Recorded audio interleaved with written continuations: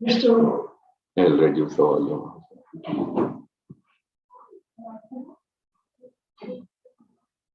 Okay.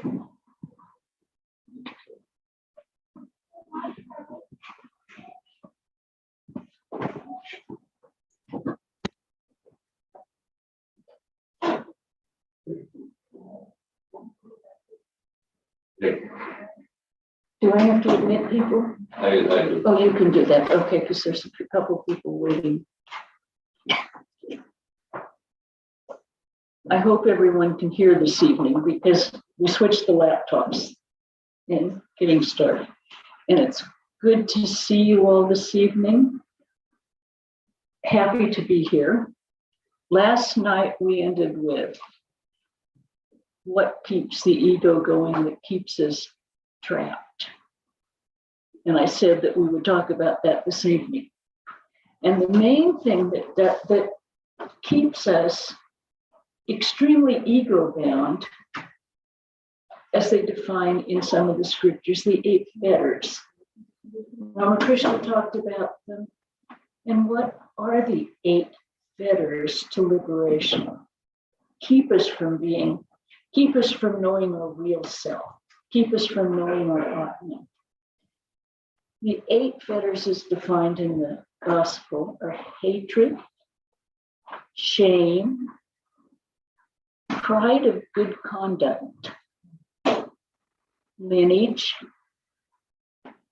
fear, secretiveness, caste, and grief. Now we'll talk about each one of those. I think it's fairly obvious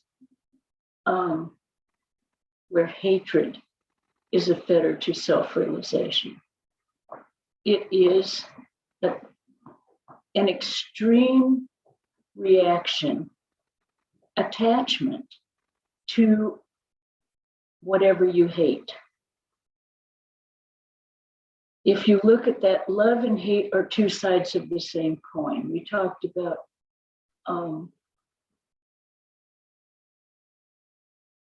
attachment to praise and blame being 2 sides of the same coin. Hatred and love are 2 sides of the same coin also. This is, as much as we'll look at in the Ramayana, Ravana realized Rama because his whole emphasis was hate. But because of that hatred, he had his mind concentrated on Rama. Okay, so hatred of anything, usually it's directed to externals. Oh, I just hate doing this. But why? Because we have a supreme attachment to it, and our attachment is a negative one. I really hate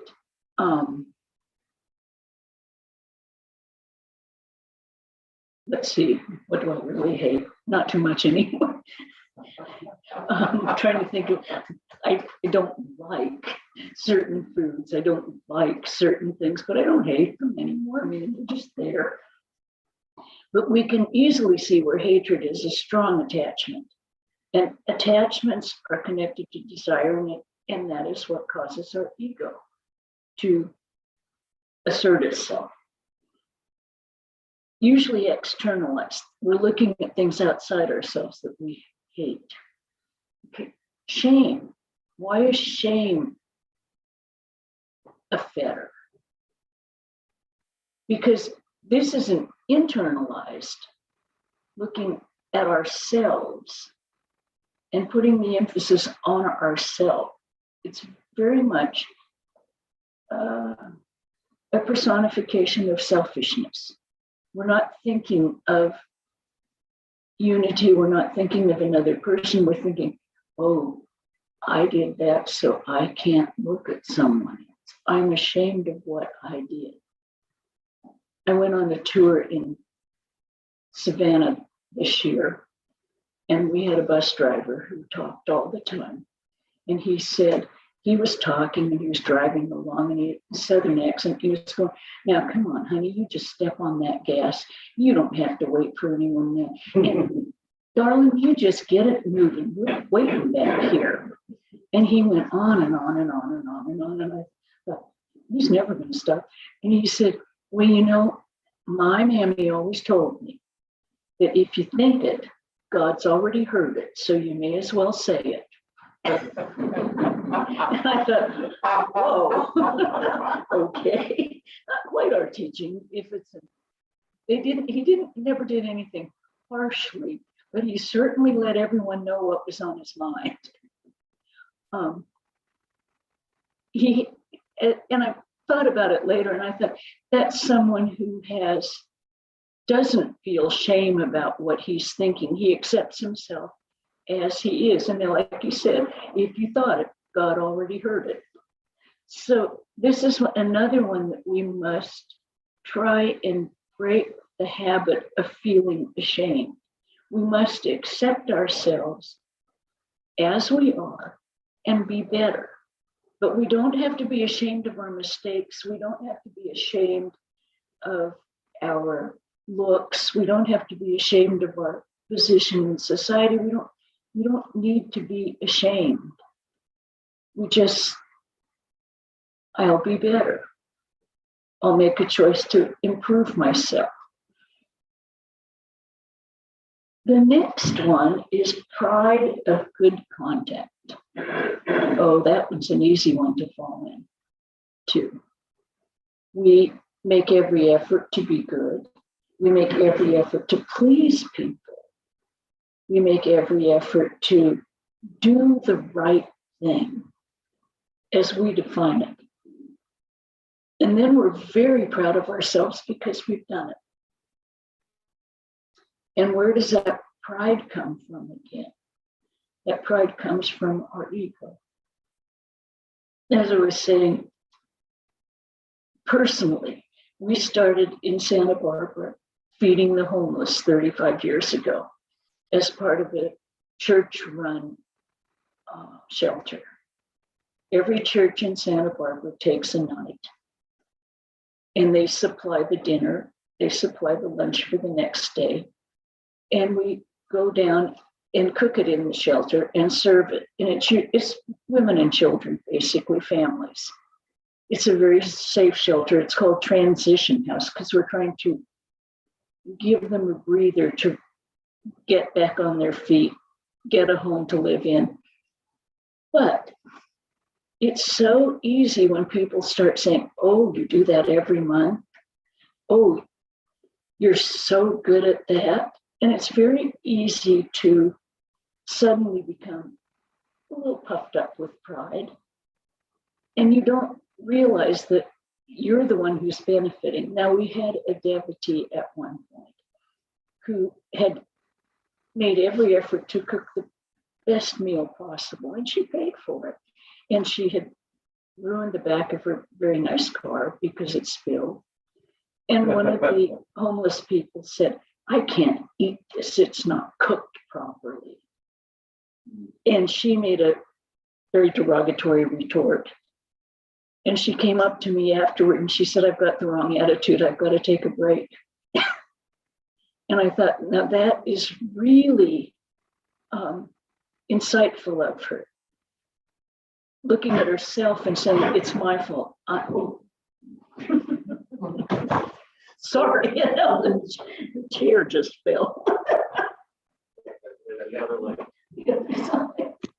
I guess they don't like what I'm saying.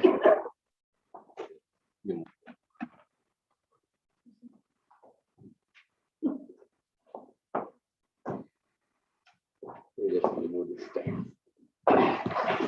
Remove the stand. Yeah. I think I'm going to get over. I'm going to go down in the world. Okay? Yes, I'm coming down in the world. Chair's now sitting. But I thought it was extremely insightful of her to look at herself and say, it's my attitude that's wrong. It's not the person who's criticizing my food. I am I expected praise. And when I didn't get the praise, I had a really negative reaction. So she had been a practicing Vedantist for probably 10 years at that time. And I admired her for doing it, admired her for saying, okay, I have to take a break and adjust myself. But pride of good conduct can pop up at any time. I mean, we all have things we think, we do something and we think, no, that was a really good thing I did. And if we don't get the response that we want, we react in a negative, we react with anger, frustration, retaliation. We do all of that. So every one of these things that the fetters have to do with changing our own behavior, our own attitudes, our own mind. The next one is pride of lineage. Now, how many of us say, well, my family came from, I'll tell you, my family came from Philadelphia, and they got a land grant before William Penn. Okay, and where is that land grant now? Yeah, it's Germantown on the Schuylkill, and we don't own any of it. As a very close friend of ours who was very built on our property, she said, oh, well, you know, it's this way of the world. Cream rises to the top and then it rots. So there is no reason to be proud of what your ancestors did. You are, I mean, that is borrowing from other people. It's borrowing to make yourself important. And I think, one of the things I've noticed on the internet is Ancestry.com. Now you can find out what all your ancestors did and how important they were. When I first joined the convent, it was people were doing past life regressions. And Swami Prabhavananda said, oh, everyone was Cleopatra. No one worked in the stables. And don't you have enough to worry about in this life to bother about what you did in the past? And I thought, yeah, we do have more than enough to worry about in this life. So it's nice to know where your ancestors were, but not to try and borrow their achievements.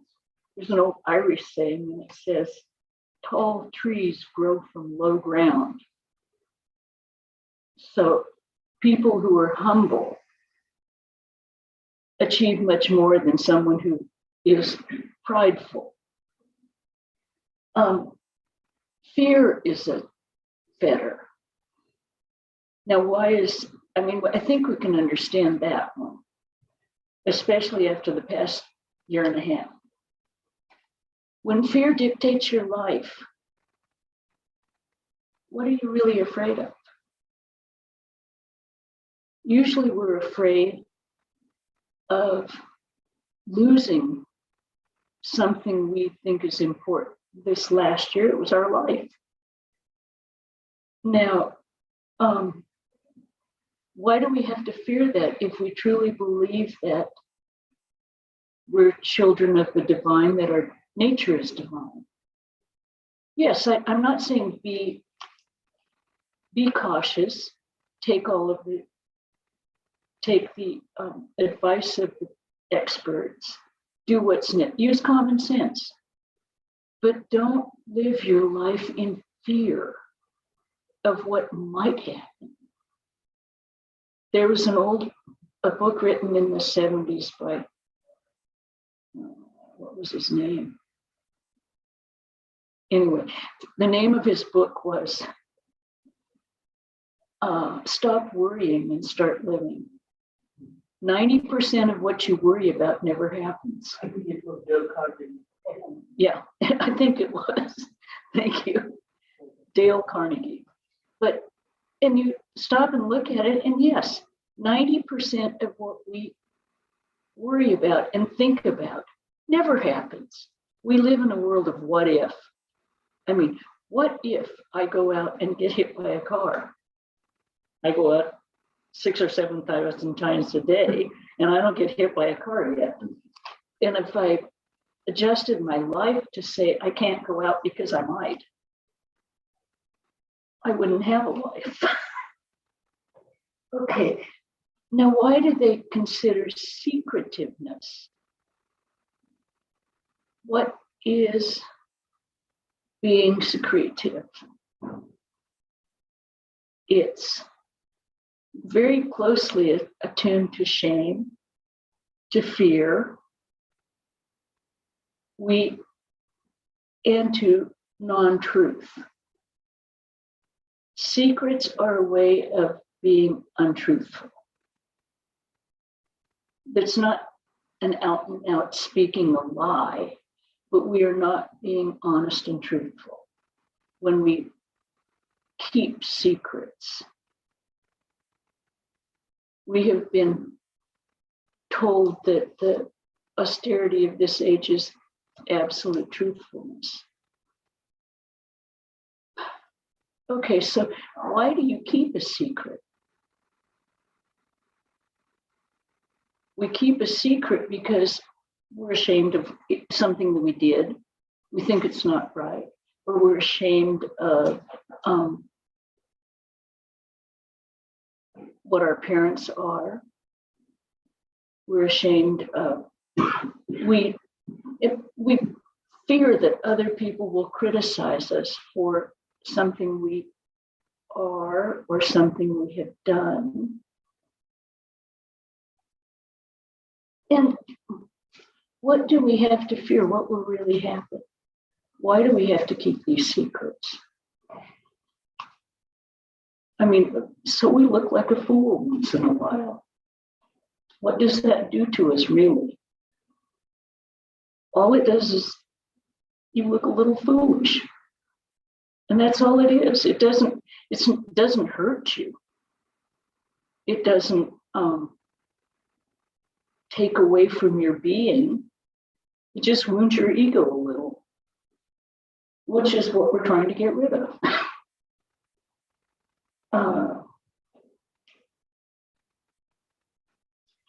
Caste, I have a little more problem with, but not really. In America, we have a caste system too. It's based on economics, but it's a caste system.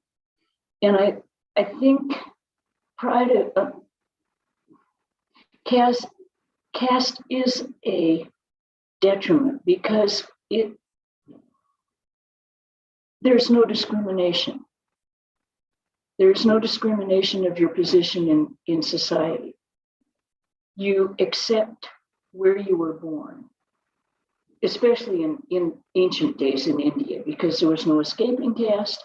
You lived that caste. You're like that during this birth. But you didn't discriminate because there was a sort of fatalism about it. You knew there was no way out of it. Now we have, with the modern world, there is a slight chance of getting out of your economic situation that you're born in. But you have to use discrimination. Look at what you are, how you are behaving, how you are thinking, but you can't accept the fatalism. I'll never get out of this because you do not admit your innate divinity. You're denying that innate divinity that says you are all powerful, you are divine, you are everything. When you kind of curl up and accept the external world that you're born into, you have to look at your internal world. And then grief. We all have lost people, we have lost friends, and we grieve. And we have steps of grief. I mean, hospice has specified that you go through these certain stages of grief. But what are we grieving? Yes, we're going to miss whoever we lose. Yes, we're going to miss whatever a city that we have to leave. Yes, we're going to miss it. But for how long? Do we keep looking back? Do we keep looking at the past and what I call wallowing in our loss? Which is not a kind thing to say. I'll admit that. But if it goes on too long, it becomes a self-indulgence. It becomes a self-identification with, oh, poor me. Oh, I'm the only person in the world who has lost someone. And then it becomes, oh, I get more attention if people see how sad I am. It becomes an ego. It becomes an ego builder. I love the story of Buddha where the mother who lost her child came to him and said, you can please bring my child back to life. And he said, yes, I will. If you bring me a mustard seed from one house that has not experienced death. And she went all over the entire area. And she came back, I understand them. Because it's part of life. My father wouldn't have a dog because he said, I can't bear it if they die. And I said, they're all going to die. And they're not going to live as long as we do. But in the convent, I've had 5 dogs. And what I found is, yes, you love them with all your heart while you have them. You know they're going to be gone. They're all the best dog in the world. And the next one that comes along is the best dog in the world too. Every one of them. And so are you lessening your life by not admitting the love that you can have and receive from them? I mean, I look at what Shivananda said, and he pointed to the dog at the floor, and he said, this is my dog, and I'm his dog. Because they can teach you so much about absolutely unmitigated love, unconditional love. They're there no matter what you do. And if you can look at that and try and have that for him, then you have learned something, and it happens with every single one. So if we look at all the fetters and we decide how can we address these fetters? What is the basis of every single one of them? What is the basis of them? Desire. We have a desire for a certain feeling that we want to feel. We have a desire for a certain result we want to have. We have desire. And desire is what keeps our ego going. I think every time we read the gospel, and you can read it over and over again, and it is so repetitive. And what does Ramakrishna say is the basis of desire? Lust and greed. Lust and greed. Lust and greed. Wanting something, wanting. And the only thing that if we can get past that wanting, and we could project it outside, we turn it towards the Lord, and that's what we want. We're really just looking for that. We're looking for that infinite source of joy that will fill that hole that we're trying to fill with God knows what, more money, more success, the latest car, a better job. Yes, those are all good things to want, but to know that they're not ever going to satisfy that empty space that everyone who comes into any kind of religious life feels. I believe that everyone who comes into a religious life or takes up a religious search or a philosophical search feels a lack. They don't know what the lack is at first, but they feel a certain lack in their life. Something's missing. What's going to make me not feel that something's missing? And I think when we discover the philosophy or the religion that answers that for us, then the purpose of our life has been directed, and we have the opportunity to follow whichever path we have found that spoke to us till we find our inner divinity.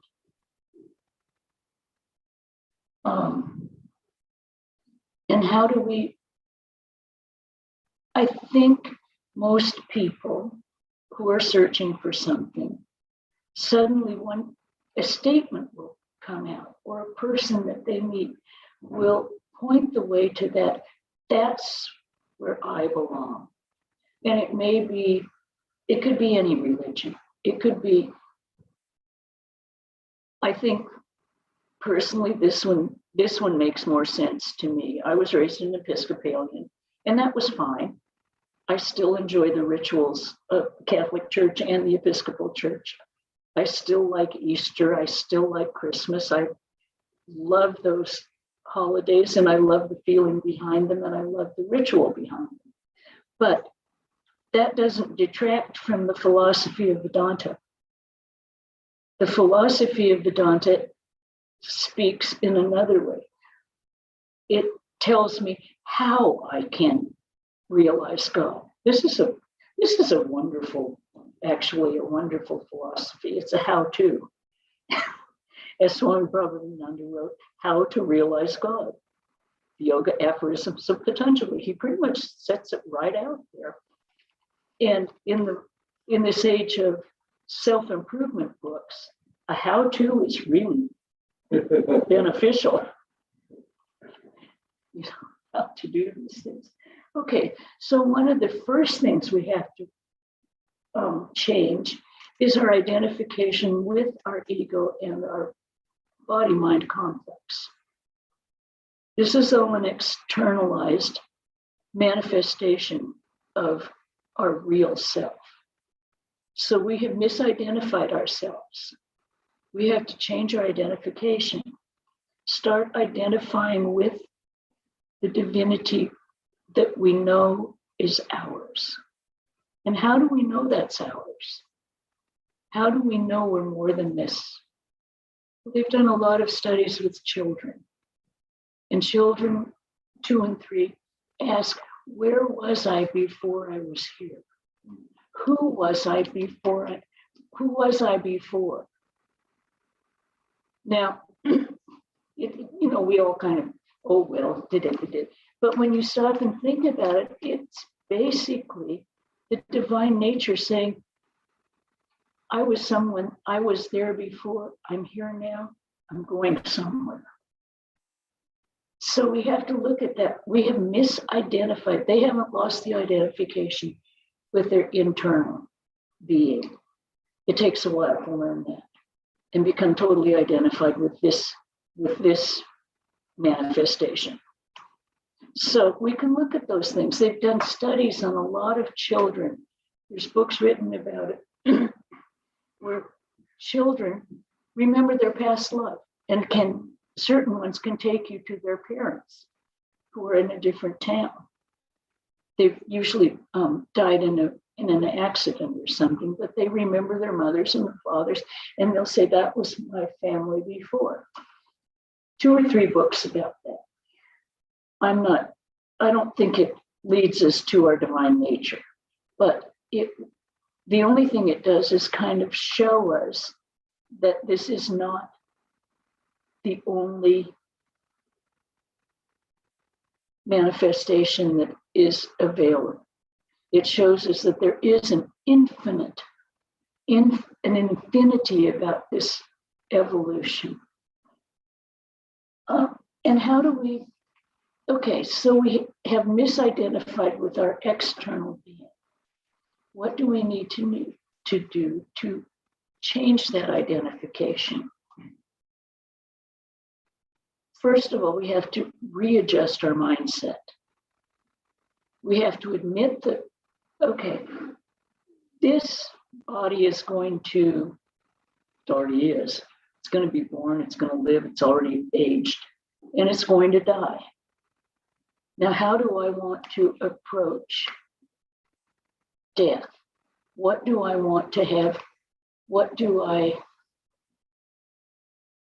How do I prepare for that journey? And so we adjust our mindset. As someone said, every minute of our life is preparing for our death. Are we going to be fearful? Are we going to be terrified? Are we going to wonder what's happening next? Or are we going to be secure in the knowledge that we are the infinite and we're going nowhere? We're just taking off this shirt. We are not going anywhere we have never, that we have not always been. It's it said the soul doesn't travel. We project travel. We stand in the divinity where we always have been, always will be, and never leave. So, but how do we do that in our everyday life? We think about it and we really make an effort to understand it. We redirect our attachments. We have a marriage blessing that we give at the temple in Santa Barbara. We don't do marriage ceremonies, but we bless the marriages.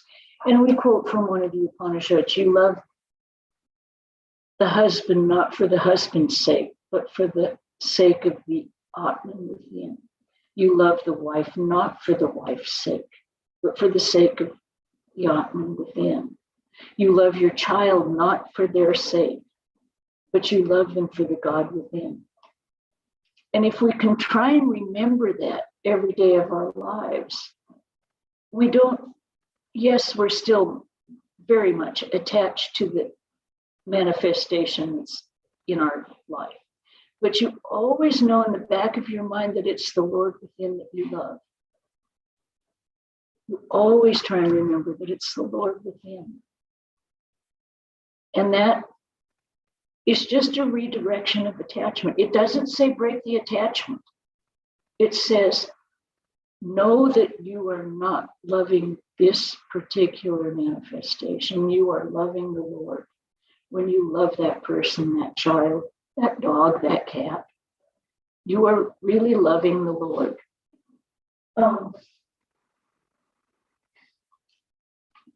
This in itself will make the ego attachment much less. And as they always said, the further you go towards the east, the farther the west drops back. We don't say actively give up, just redirect, because the natural inclination is if you say, I'm not going to do this anymore, you become more attached to it because you're so busy thinking about not doing it. If anyone's ever been on a diet, they certainly know that. I'm not going to eat any potato chips anymore. And that's all you can think about. So it's the same with God. I'm not going to do this. Or rigidly saying, I'm not going to waste my time anymore. I am going to spend time. No, just increase the good things a little each day. We're not trying to punish ourselves. We're not trying to castigate ourselves for not being perfect. We're human beings. We came to this life to try to achieve perfection. And as long as we're working towards it, we're going to get there. Swami Prabhupada always said, any effort you put into your spiritual life, nothing is ever lost.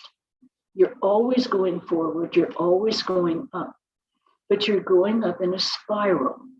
And a spiral goes up like this. So it looks like you're going down, but you're never going down as far as you were before. And we have to keep that in mind so we don't get discouraged. It's, we will always go forward, always. Nothing is ever lost. I mean, even if we don't make it in this life, which I think we can, in the next life, we'll be born into a position where it's even easier, where we're more inclined to spiritual life. If we believe in reincarnation, which I do. But it's always a forward motion towards God. Because as I said, there's absolutely no failure in the search for Brahman. Absolutely no failure ever. It may take longer. Do you remember the story about two men and one said, oh Lord, how long do I have? He said, 400 more lives. Oh, another man said, how long do I have? Lord? He said, 10,000. And he jumped up dancing and saying, I only have 10,000 more lives. I'm going to reach you. I mean, it's attitude. It's our mental attitude and our mental state, which determines whether we're positive on our search for God or whether we're negative. And I find that if we emphasize the negative, that's usually emphasizing our little ego. We're attached to the ego. It doesn't want to go away. And so we think more in the negativity. This isolation in incarceration, as I call it, has been a test on whether you can maintain a positive attitude or a negative attitude. And it's difficult. It's just plain difficult. It takes all your effort to try and find positive things because your life has changed drastically. You're not seeing the friends that you see all the time. You're not doing the things you're doing all the time. But there are positive benefits, and I know we can all name them, some of them. Some have gotten sick. Some have gotten better.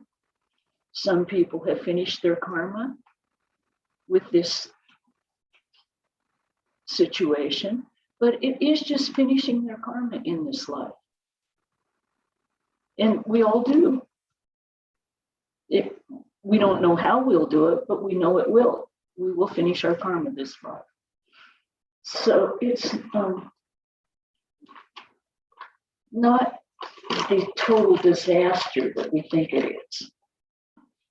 And what does it finally boil down to? It boils down to self-surrender. Surrendering the ego completely to God. And that's extremely frightening to our being because we think we're going to lose everything. We think we're going to lose ourselves.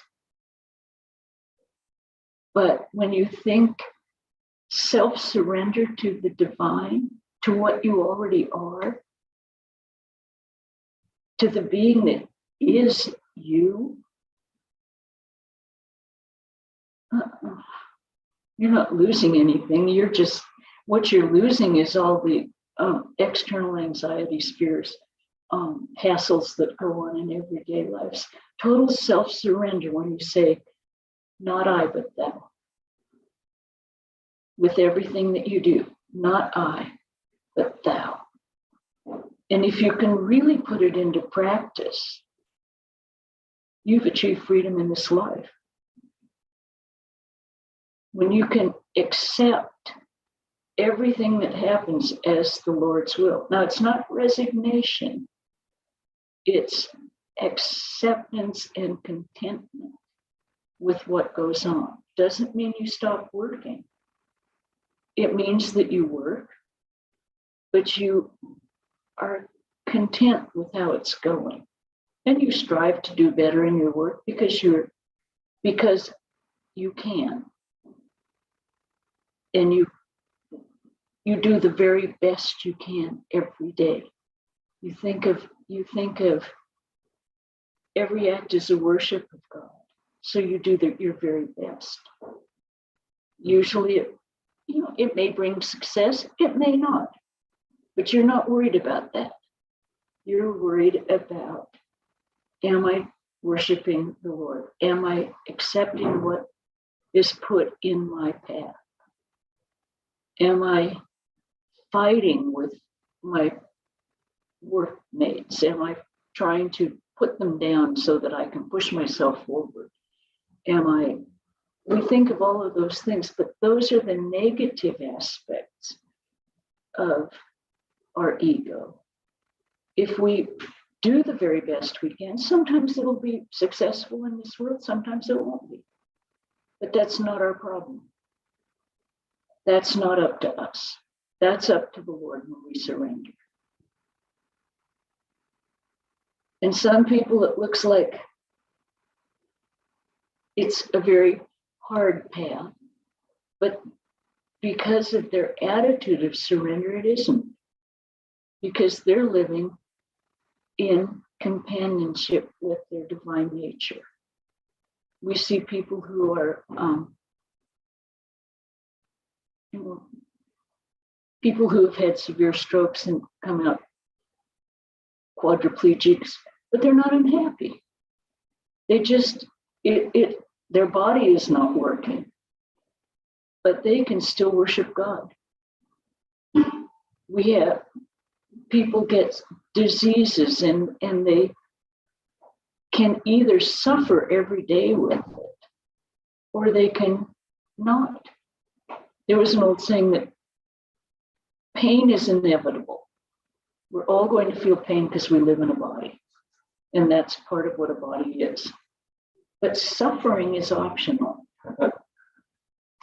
We decide whether we're going to suffer with it and how much we're going to attach to that pain and really suffer, or are we going to just experience it and think of the Lord? I mean, they're all very simple ideas, but they're not simple. They sound simple. And if we try to really analyze them and put them into practice, it's a whole change in our behavior, it's a change in our mindset, and we will be free. And the original idea of this whole weekend was, why am I not free? Which was the negative approach to freedom. Looking at why we are not free and what we can do about it. So, this is a very short session this evening, but I would take any kind of questions if anyone has them. And I'll try to answer and not fall off the chair.